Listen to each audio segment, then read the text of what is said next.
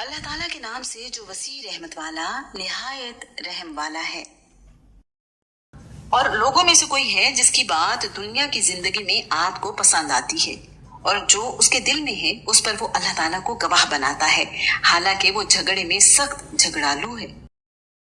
اور جب وہ لوٹ کر جاتا ہے تو زمین میں کوشش کرتا ہے کہ فساد پھیلائے، اور وہ کھیتوں اور نسلوں کو برباد کرتا ہے، اور اللہ تعالیٰ فساد کو پسند نہیں کرتا۔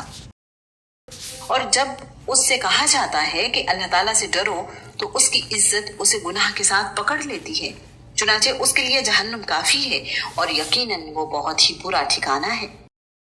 اور لوگوں میں سے کوئی ہے جو اللہ تعالیٰ کی رضامندی کی تلاش میں اپنی جان تک بیچ دیتا ہے، اور اللہ تعالیٰ بندوں پر بے حد نرمی کرنے والا ہے۔ اے لوگوں جو ایمان لائے ہو، اسلام میں پورے کے پورے داخل ہو جاؤ، اور شیطان کے قدموں کے پیچھے نہ چلو، یقیناً وہ تمہارا کھلا دشمن ہے۔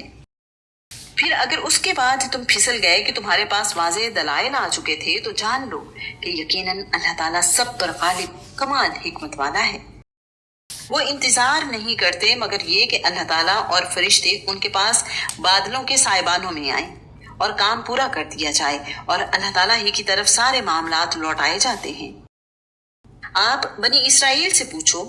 ہم نے انہیں کتنی ہی کھلی نشانیاں دی، اور جو کوئی اللہ تعالیٰ کی نعمت کو بدل دے اس کے بعد کہ وہ اس کے پاس آ چکی ہو تو یقیناً اللہ تعالیٰ بہت سخت سزا والا ہے۔ دنیا کی زندگی ان کے لیے خوشنما بنا دی گئی جنہوں نے کفر کیا، اور وہ ان لوگوں کا مذاق اڑاتے ہیں جو ایمان لائے، حالانکہ جو لوگ اللہ تعالیٰ سے ڈر گئے وہ قیامت کے دن ان سے بلند ہوں گے، اور اللہ تعالیٰ جس کو چاہتا ہے بے حساب رزق دیتا ہے۔ لوگ ایک ہی امت تھے، پھر اللہ تعالیٰ نے انبیاء کو خوشخبری دینے والے اور ڈرانے والے بنا کر بھیجا، اور ان کے ساتھ کتاب کو حق کے ساتھ نازل کیا تاکہ وہ لوگوں کے درمیان ان باتوں کا فیصلہ کرتے جن میں انہوں نے اختلاف کیا، اور اس میں اختلاف نہیں کیا مگر ان لوگوں نے جنہیں کتاب دی گئی، اس کے بعد کہ ان کے پاس واضح دلائل آ چکے تھے آپس میں ضد کی وجہ سے۔ پھر اللہ تعالیٰ نے اپنے حکم سے ان لوگوں کو جو ایمان لائے حق میں سے ہدایت دی جس میں انہوں نے اختلاف کیا تھا، اور اللہ تعالیٰ جس کو چاہتا ہے سیدھے راستے کی طرف ہدایت دیتا ہے۔ یا تم نے گمان کر رکھا ہے کہ تم جنت میں داخل ہو جاؤ گے، حالانکہ ابھی تم پر ان لوگوں جیسے حالات نہیں آئے جو تم سے پہلے گزر چکے۔ ان کو تنگ دستی اور تکلیف پہنچی، اور وہ بری طرح ہلائے گئے، یہاں تک کہ رسول بھی اور وہ لوگ جو اس کے ساتھ ایمان لائے کہہ اٹھے اللہ تعالیٰ کی مدد کب ہوگی؟ سن لو، یقیناً اللہ تعالیٰ کی مدد قریب ہی ہے۔ وہ آپ سے پوچھتے ہیں کہ وہ کیا خرچ کریں، آپ کہہ دو کہ جو مال تم خرچ کرو وہ والدین اور رشتہ داروں اور یتیموں اور مسکینوں اور مسافروں کے لیے ہے، اور جو بھلائی تم کرتے ہو یقیناً اللہ تعالیٰ اس کو خوب جاننے والا ہے۔ تم پر قتال فرض کر دیا گیا حالانکہ وہ تمہارے لیے ناپسندیدہ ہے،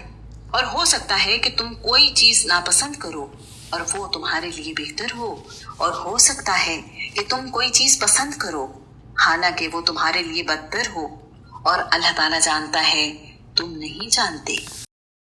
وہ آپ سے حرمت والے مہینے میں قتال کرنے کے بارے میں سوال کرتے ہیں، آپ کہہ دیں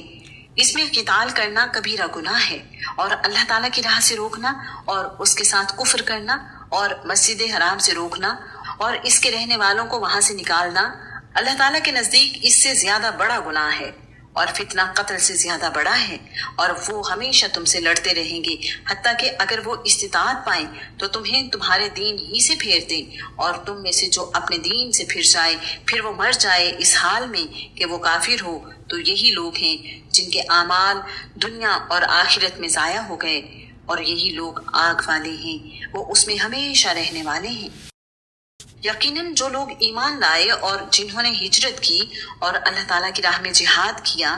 وہی اللہ تعالیٰ کی رحمت کی امید رکھتے ہیں، اور اللہ تعالیٰ بے حد بخشنے والا نہایت رحم والا ہے۔